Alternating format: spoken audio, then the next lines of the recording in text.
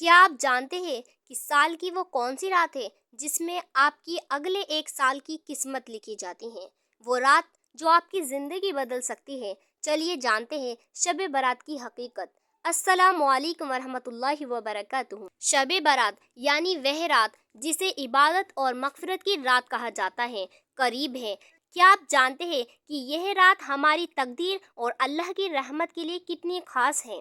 حدیث کے مطابق شعبان کی 15ویں رات اللہ تعالیٰ پہلے آسمان پر نزول فرماتا ہے اور پکارتا ہے کوئی مغفرت چاہنے والا جسے میں بخش دوں، ہے کوئی رزق مانگنے والا جسے میں رزق عطا کروں۔ یہ رات خود کو گناہوں سے صاف کرنے اور اللہ سے اپنا رشتہ مضبوط کرنے کا بہترین موقع ہے۔ اس رات ہمیں نوافل، قرآن کی تلاوت اور توبہ میں وقت گزارنا چاہیے۔ صرف جاگنا ہی کافی نہیں بلکہ سچے دل سے معافی مانگنا ضروری ہے۔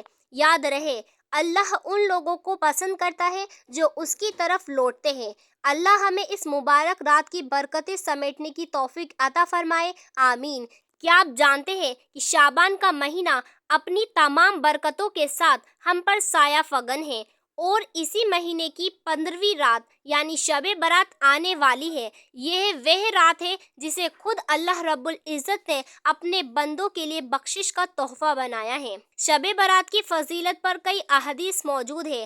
حضرت عائشہ صدیقہ رضی اللہ تعالی عنہا روایت کرتی ہیں کہ اللہ کے رسول صلی اللہ علیہ وسلم نے فرمایا، بے شک اللہ تعالیٰ شعبان کی 15ویں رات کو آسمان دنیا پر نزول فرماتا ہے اور قبیلہ بنی کلب کی بکریوں کے بالوں کی تعداد سے بھی زیادہ لوگوں کی مغفرت فرماتا ہے۔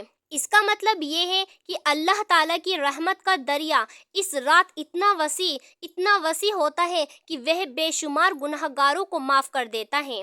تقدیر اور فیصلے۔ بزرگوں اور مفسرین کے مطابق یہ وہ رات ہے جس میں آنے والے سال کے فیصلے کیے جاتے ہیں۔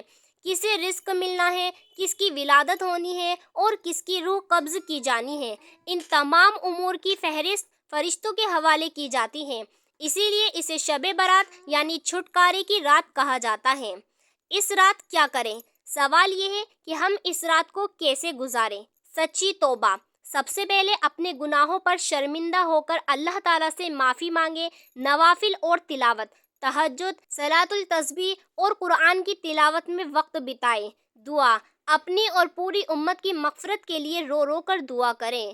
قبرستان کی زیارت۔ نبی کریم صلی اللہ علیہ وسلم اس رات جنت البقیع تشریف لے گئے تھے، لہٰذا اپنے محرومین کے لیے ایصال ثواب کرنا بھی سنت ہے۔ کن لوگوں کی معافی نہیں ہوتی، لیکن یاد رہے، حدیث میں آتا ہے کہ اس خوش نصیب رات میں بھی کچھ لوگ محروم رہ جاتے ہیں، جیسے مشرک یعنی شرک کرنے والا، کینہ رکھنے والا یعنی دل میں نفرت پالنے والا، اور ماں باپ کی نافرمانی کرنے والا۔ اسی لیے عبادت سے پہلے اپنے دلوں کو صاف کریں اور لوگوں کو معاف کریں۔ لہٰذا میں اللہ تعالیٰ سے دعا کرتی ہوں کہ اللہ پاک ہم سب کو اس مبارک رات کی صحیح قدر کرنے اور امت محمدیہ کے لیے دعائے مغفرت کرنے کی توفیق عطا فرمائے، آمین یا رب العالمین۔ وما علینا الا البلاغ المبین۔ السلام علیکم ورحمۃ اللہ وبرکاتہ۔